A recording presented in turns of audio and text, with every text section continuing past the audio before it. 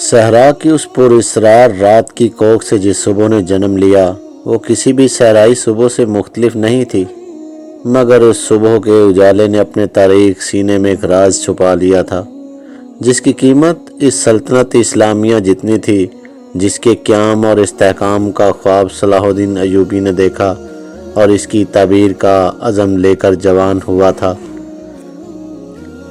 گزشتہ رات اس صحرا میں جو واقعہ ہوا اس کے دو پہلو تھے۔ ایک پہلو سے صرف ناجی اور اورش واقف تھے، دوسرے پہلو سے صلاح الدین ایوبی کا محافظ دستہ۔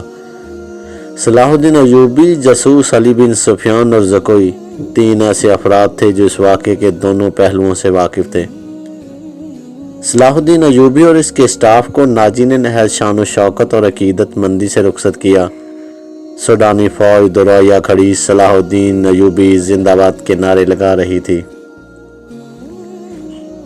صلاح الدین ایوبی نے نعروں کے جواب میں بازو لہرانے، مسکرانے اور دیگر تکلفات کی پرواہ نہ کی۔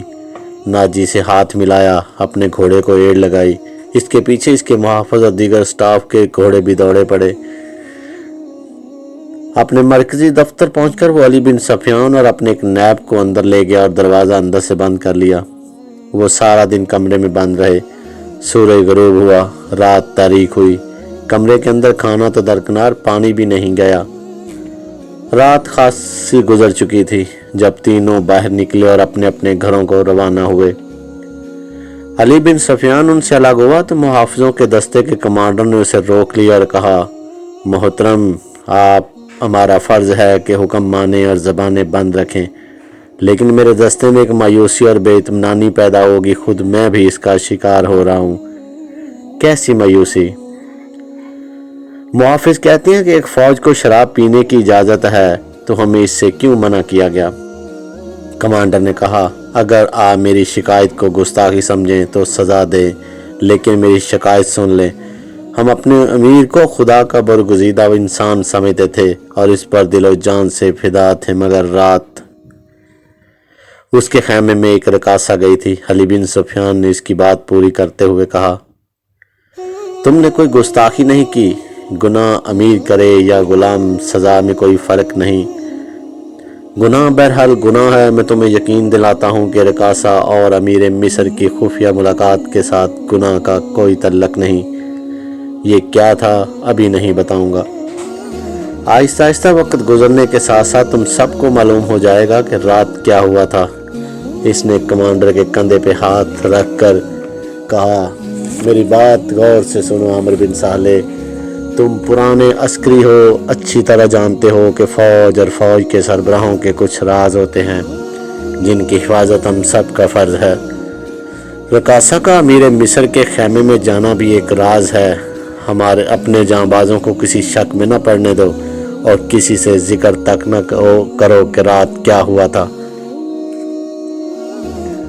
علی بن سفیان کی قابلیت اور کارناموں سے کمانڈر آگاہ تھا، مطمئن ہو گیا اور اس نے اپنے دستے کے شکوک رفع کر دیے۔ اگلے روز صلاح الدین ایوبی دوپہر کا کھانا کھا رہا تھا کہ اسے اطلاع دی گئی کہ ناجی ملنے آیا ہے۔ صلاح الدین ایوبی کھانے سے فارغ ہو کر ناجی سے ملا۔ ناجی کا چہرہ بتا رہا تھا کہ گھبرایا ہوا اور غصے میں بھی ہے۔ اس نے ہکلانے کے لہجے میں کہا، قابل صد احترام امیر، کیا یہ حکم آپ نے جاری کیا ہے کہ سوڈانی محافظ فوج کی 50,000 نفری مصر کی ایک اس فوج میں مدغم کر دی جائے گی جو حال ہی میں تیار ہوئی ہے؟ ہاں ناجی، صلاح الدین ایوبی نے تحمل سے جواب دیا، میں نے کل سارا دن اور رات کا کچھ حصہ صرف کر کے اور بڑی گہری سوچ بچار کے بعد یہ فیصلہ تحریر کیا ہے کہ جس فوج کے تم سالار ہو اسے مصر کی فوج میں اس طرح مدغم کر دیا جائے کہ ہر دستے میں سوڈانیوں کی نفری صرف 10% ہو۔ اور تمہیں یہ حکم بھی مل چکا ہوگا کہ تم اپنی اب اس فوج کے سالار نہیں ہوگے، تم فوج کے مرکزی دفتر میں جاؤ گے۔ عالی مقام ناجی نے کہا، مجھے کس جرم کی سزا دی جا رہی ہے؟ اگر تمہیں یہ فیصلہ پسند نہیں تو فوج سے الگ ہو جاؤ۔ صلاح الدین ایوبی نے کہا، معلوم ہوتا ہے میرے خلاف سازش کی گئی ہے۔ ناجی نے کہا، آپ کے بلند دماغ اور گہری نظر کو چھان بین کر لینی چاہیے، مرکز میں میرے بہت سے دشمن ہیں۔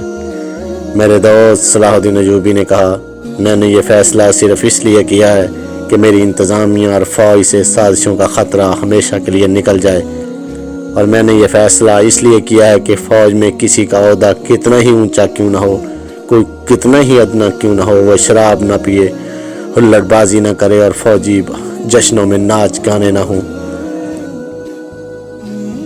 لیکن علی جا، ناجی نے کہا، میں نے حضور سے اجازت لے لی تھی، اور میں نے شراب اور ناچ گانے کی اجازت صرف اس لیے دی تھی کہ اس فوج کو اس کی اصل حالت میں دیکھ سکوں جسے تم ملت اسلامیہ کی فوج کہتے ہو۔ میں 50,000 نفری کو برطرف نہیں کر سکتا، مصری فوج میں اسے مدغم کر کے اس کے کردار کو سدھار دوں گا۔ اور یہ بھی سن لو کہ ہم میں کوئی مصری، سوڈانی، شامی، عجمی نہیں، ہم مسلمان ہیں، ہمارا جھنڈا ایک اور مذہب ایک ہے۔ امیر علی، یہ تو سوچا ہوتا کہ میری حیثیت کیا رہ جائے گی جس کے تم عائل ہو۔ صلاح الدین ایوبی نے کہا، اپنے ماضی پر خود ہی نگاہ ڈالو، ضروری نہیں کہ اپنی کارستانیوں کی داستان مجھ سے سنو، فوراً کاغذات تیار کر کے میرے نائب کے حوالے کر دو، 7 دن کے اندر اندر میرے حکم کی تعمیل مکمل ہونی چاہیے۔ ناجی کچھ کہنا چاہتا تھا لیکن صلاح الدین ایوبی ملاقات کے کمرے سے نکل گیا۔